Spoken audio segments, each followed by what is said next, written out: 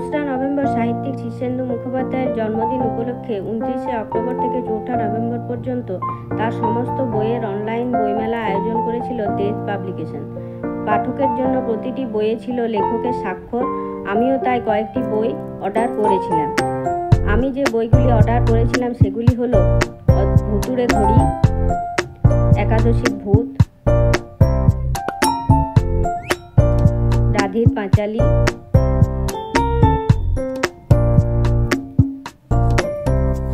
ছদ্মবেশ। এর মধ্যে দুটি বই শীর্ষেন্দু মুখোপাধ্যায়ের সাইন করা। লেখকের সই পেয়ে আমি খুব খুশি। বইগুলি আমি পাই খুব সুন্দর প্যাকেজিংয়ে।